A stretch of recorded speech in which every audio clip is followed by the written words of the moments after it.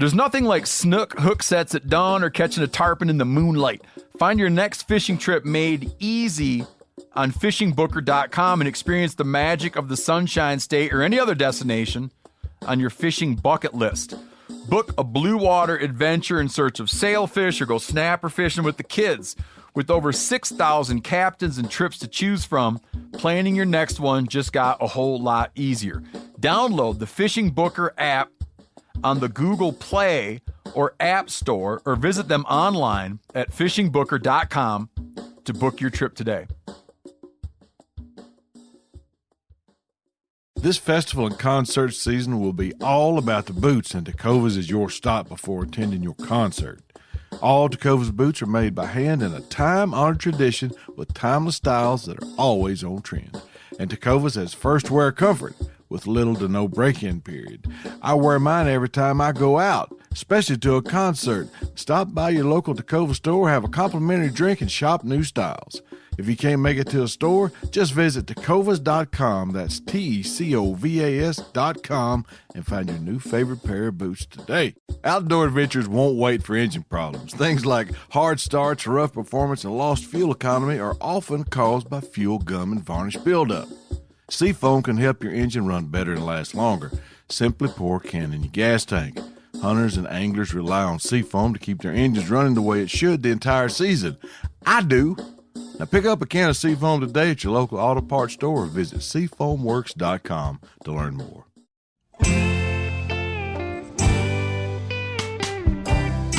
Welcome to This Country Life. I'm your host, Brent Reeves. From coon hunting to trot lining and just general country living, I want you to stay a while as I share my stories and country skills that'll help you beat the system. This Country Life is proudly presented as part of Meat Eaters Podcast Network, bringing you the best outdoor podcasts the airways have to offer. All right, friends, pull you up a chair or drop that tailgate. I think I got a thing or two to teach you.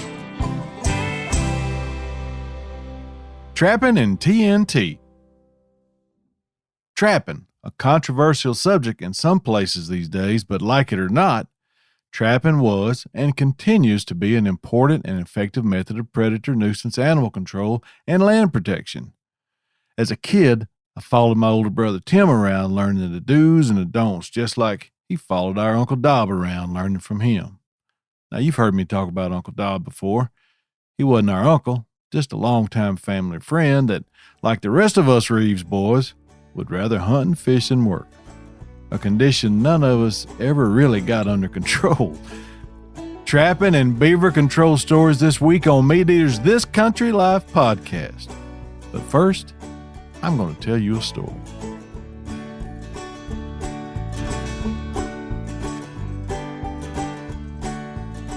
It was the winter of 1985, and while I was enrolled in college at the University of Arkansas at Monticello, I worked as a nighttime and weekend dispatcher and jailer at the Warren Police Department.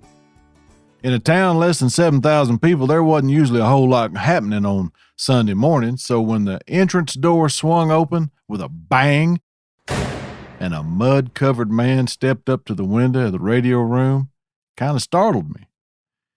He was soaked from head to toe, tracking mud all over the trusty polished floors, and was staring at me with an exaggerated look of desperation. This man needed help. Had he been involved in an accident, been in a fight, witnessed some type of tragedy? I had no clue. But I did know that in the time it took me to get out of my chair and hurry to the window, he seemed to be hanging on by a thread. "Sir, are you all right?" "I need a game warden." "A game warden?" That's not what I was expecting to hear. He could have said anything, but the last thing I expected him to say was, "I needed a game warden." I asked him again, "Are you okay?" He said, "Man, I'm tired. We're all tired. But I need a game warden, and tell him to bring a cage." I'd never seen this man before in my life, but I knew he was sincere about what he was talking about. But it's 6 a.m. on a Sunday morning. I'm fixing to have to wake someone up, so I have to have a little more information before I do. I said, you said that you were all tired. Is somebody outside?" "Yes, my trapping partners." Well, none of this was making a lot of sense, so to answer the questions I was bound to get when I woke the game warden up, so I told the man I needed to go with him outside, meet the folks that were there with him, and get a little more information about what was going on. I wasn't sure a game warden was what this guy needed. I was thinking a bath and a psychiatrist would be more help to him. Anyway, I followed him outside, and there stood his two accomplices, both disheveled, muddy, soaking wet, and bleeding. Now, they weren't oozing blood, but they were covered from head to toe with pretty significant cuts and scratches, and all their clothes, and I mean all of their clothes, looked like they'd been in a fight with a weed eater and lost. One man was wearing the remnants of a pair of rubber boots, the tops of which had been shredded. The only thing that appeared to be holding him on his feet was a round of duct tape that he wrapped around each shin. These guys looked like they'd been eaten by a coyote and crapped off a cliff. Whatever had happened was serious, and these boys were traumatized from it. Okay, men, now what's going on? Why do you need a game warden? The man with the taped-on rubber boots spoke up. We need one to give us a tag for this otter. I looked around. What otter? The one in this wooden box in the back of the truck. He motioned toward the back of his truck, and I walked over to see a plywood box about 3 foot square, had a hinged lid on the top, and it was secured with a hasp and a padlock. You got an otter in there? Barely. Okay. Well, why do you need a game warden? We need him to pay us our $100. For an otter? Yes. Is this otter wanted? My feeble attempt at humor was lost on these guys. I thought it was funny. They did not. Why is a game warden going to give you $100? He told me the Game and Fish is trading Missouri otters for turkeys. For every live otter we bring in and turn over to the Game and Fish, Arkansas gets a turkey and we get $100. Well, how'd y'all catch him? We trapped him. How'd you get him in the box? The fellow said, I'm not really sure. It seemed to go on forever. There was a little bit of sadness in his voice. Well, tell me about it. We had him on a catch pole and took the trap off his foot, and everything was going fine up to that point. The cable was running around his chest right behind his front legs, and I had it set where it would just hold him and not squeeze him. I didn't want to hurt him. The plan was to take the trap off his foot, pick him up, and drop him in the hole in the box and hit the tension release on the catch pole and remove the cable. Well, that's not what happened. No, sir. Not even close. The second that foothold trap come off, he went berserk. You ain't never seen nothing like it. He told me he bit the catch pole in half quicker than anything he'd ever seen. He said it was like I had Bruce Lee on a leash and he was beating us all up with a pair of nunchucks. It's the biggest otter I've ever seen. He gnawed and he clawed Lloyd's boots off so fast that when he jumped to try to get away, he stepped out of both of them. Lloyd toted his boots back to the truck in his hands. The next 45 minutes were painful. I kept him in the wire catch, but we couldn't get him in the box.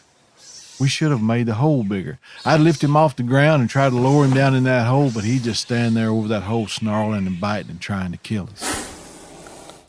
These boys were in a bad way. I said, well, how'd you get him in there? He said Lloyd pitched him one of his boots, and as soon as he jumped on it, he threw his coat on him, wrapped him up, and stuck him down in there. I said, that's why Lloyd ain't wearing a coat? Yep, the otter got it. I said, well, at least you got your boot back, Lloyd. What's left of it, he said. All right, I'm going to call the Game and Fish, and they'll be sending someone out here pretty quick, I bet. Is the otter injured in any way? Or anywhere? He looked healthy when we last saw him. Fair enough, I said. He's a big one, huh? He said it's the biggest one we've ever seen. How big is he? The man said he's pushing 30 pounds. Oh, wow. Okay. Well, crack open that lid and let's look at him. I want to see him. The fellow said, do what? I said, open the lid. I want to see this 30-pound otter. Well, they all looked at one another and back at me without saying a word. Then he said, mister, I've always tried to do right by the law, but listen to me when I say this. I ain't opening that box up for you or nobody else. If my grandma walked up here right now that's been dead over 20 years and said, crack that lid open, I want to look at him, she'd hand me $100 before I got the key out of my pocket. And when you call the game warden, don't worry about having him bring a cage. He can have this one. And that's just how that happened.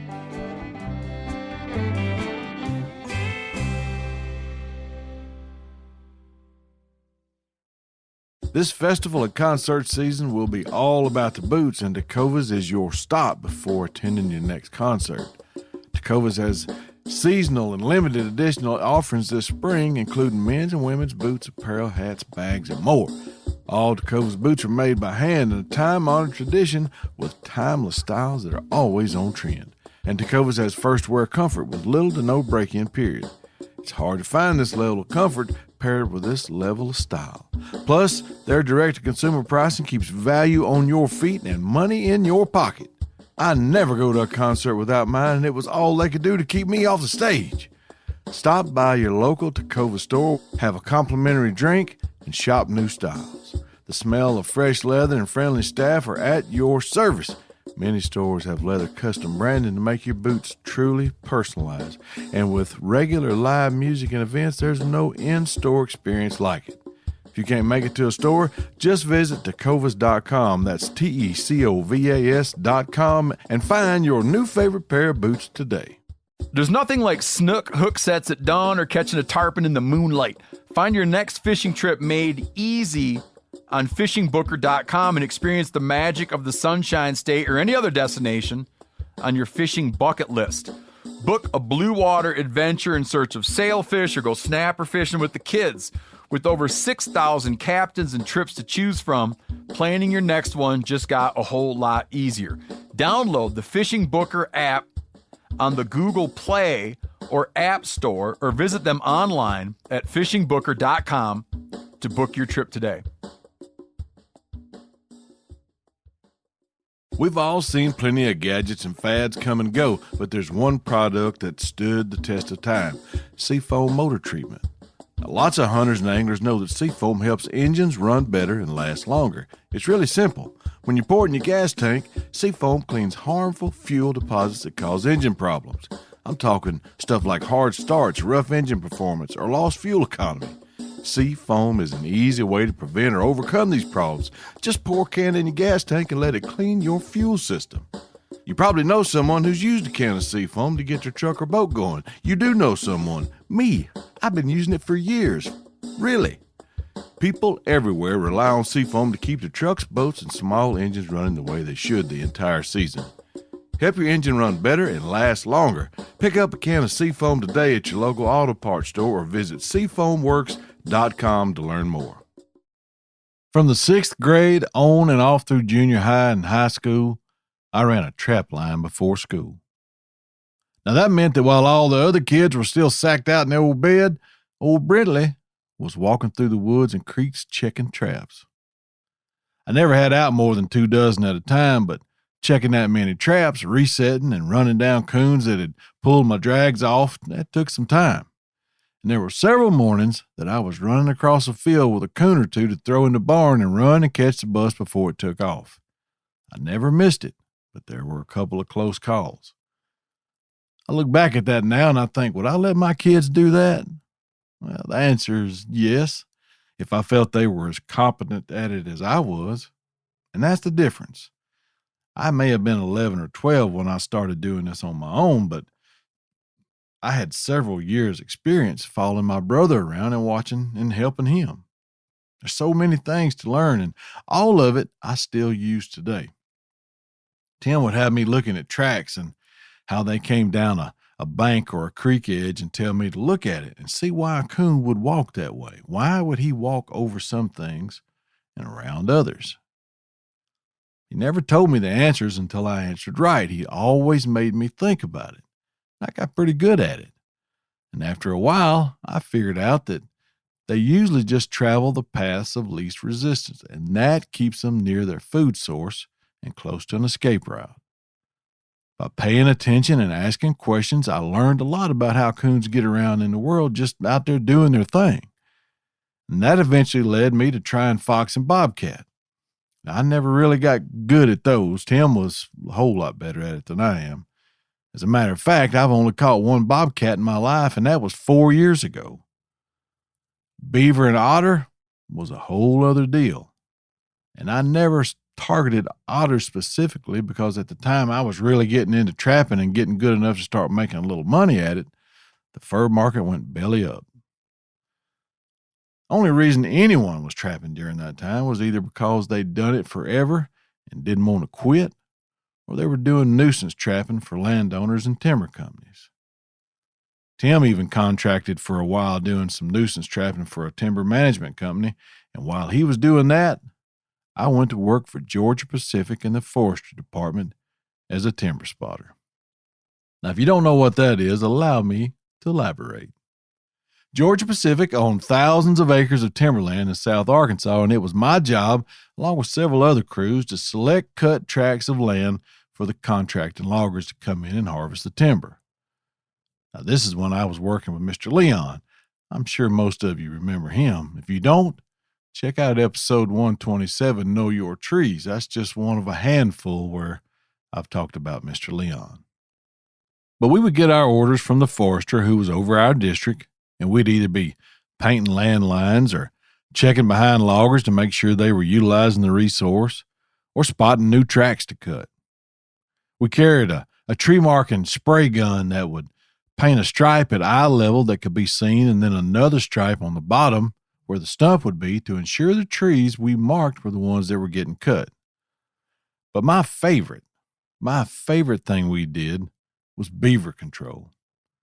We had a couple different folks that GP contracted to trap beavers, and I'd go with them sometime checking traps and getting the beavers out of there. But the best part was when we scheduled beaver dam blowing days. Everyone knows that beavers dam up streams, and this causes the water to back up the stream, flood out into the woods, and eventually kill the timber either by flooding or the beavers gnawing them down to use in their dams. They're amazing creatures, and I love them. But they're a costly lot when it comes to growing timber to maturity, and that was the business we were in. So, if we found a beaver pond, we'd walk it out until we found where the dam was located, mark it on a map, and when the contractor showed up, we'd put in explosives and get to work. Times were different, remember, and if you had a current driver's license and a legitimate reason to have it, you could go to a construction supply business and buy explosives. Beaver control was a legitimate reason. The training was pretty intense. I remember the contractor telling me, cut the fuse long enough for you to light it and get to safety. Well, how long is that? I asked him. He said, how fast are you? And that was the end of the training.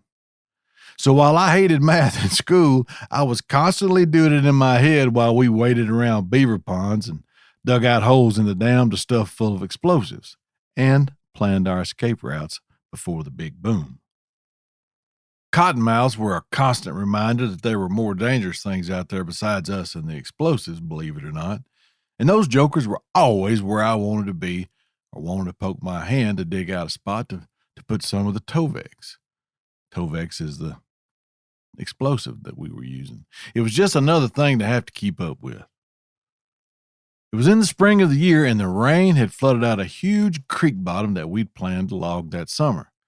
So in order to do that, we had to find the dam. It took us a couple of days of walking and wading and hunting it up, but we eventually found it, one of them anyway.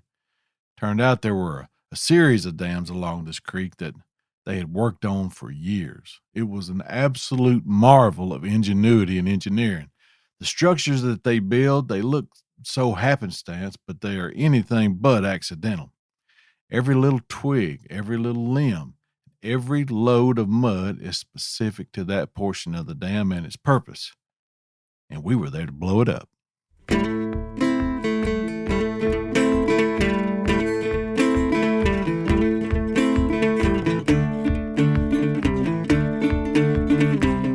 The largest of the dams was about 6 feet high on the downstream side and nearly 100 yards long. It was massive. The water had backed up and flooded what we estimated to be about 30 acres of timber. The timber was showing signs of extreme stress, and if we were going to salvage any of it before it died and rotted away, that beaver dam had to go. Now, looking at a topo map and knowing the country and how the woods drained in that area, we knew there would be no ill effects downstream by turning all that water loose. There were sloughs and creeks and bayous that all led to the river like a highway system. But how much water are we talking about? Well, in a 1-acre pond that's 4 feet deep, you're looking at over 651,000 gallons. Now, y'all feel free to check my math. If it's wrong, don't send me your hate mail, Copernicus. Take it up with the nerds at Google. So, you get the picture that we're dealing with a lot of water. A lot of water. We walked out in the middle of the dam on the downstream side with a grubbing hoe and a sack full of explosives. We rigged 3 sets of 4 sticks of Tovex, placed them out in a 20-yard chain, and connected them all with a det cord so they would all detonate at the same time. We put out plenty of fuse. He let me light it, and when that fuse ignited, I checked my watch and we left there like we were late for work, giggling like a couple of kids with anticipation that what was about to happen. We'd already picked out our spot. 2 big pin oak trees that stood side by side that would have us about 75 yards away from the blast zone and at an angle where we could watch the show in relative safety. Want to know how to make time stand still? Estimate the length of time it takes for a burning fuse to set off an explosion. We waited and waited and waited, and nothing. I looked at my watch. Surely it had been a minute by now. 15 seconds had gone by. And what seemed like forever would only be an additional 15 seconds. I was staring intently at that smoke drifting from the burning fuse. The contractor was smoking a cigarette, staring in the other direction like he was waiting on a school bus. Did it go out? He looked at me and said, "You want to go check it?" "No, sir, I don't." He looked back down through the bottoms and took another big drag off his cigarette. Finally, he looked over at me and said, "Fire in the hole." As nonchalantly as he would say, "Pass the biscuits." I poked my fingers in my ears and I peeked out around that big massive tree just in time to see a tranquil spring morning turn into Armageddon.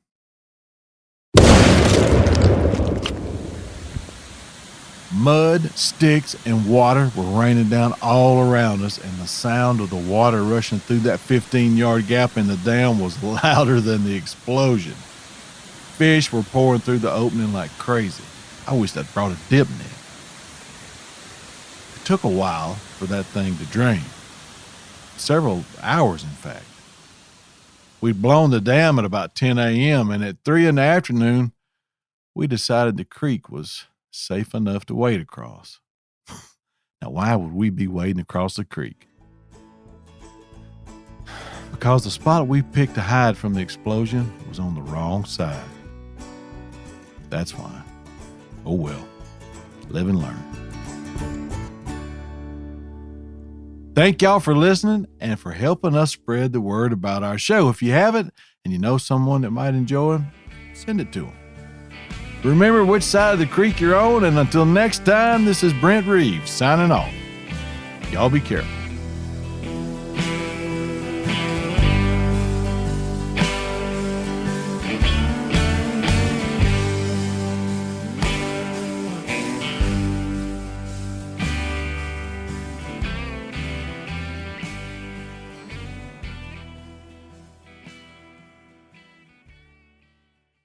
This festival and concert season will be all about the boots, and Tecovas is your stop before attending your concert. All Tecovas boots are made by hand in a time-honored tradition with timeless styles that are always on trend. And Tecovas has first wear comfort with little to no break-in period. I wear mine every time I go out, especially to a concert. Stop by your local Tecova store, have a complimentary drink, and shop new styles. If you can't make it to a store, just visit tecovas.com, that's TECOVAS.com, and find your new favorite pair of boots today. Outdoor adventures won't wait for engine problems. Things like hard starts, rough performance, and lost fuel economy are often caused by fuel gum and varnish buildup. Seafoam can help your engine run better and last longer. Simply pour a can in your gas tank. Hunters and anglers rely on Seafoam to keep their engines running the way it should the entire season. I do. Now pick up a can of Seafoam today at your local auto parts store or visit SeafoamWorks.com to learn more.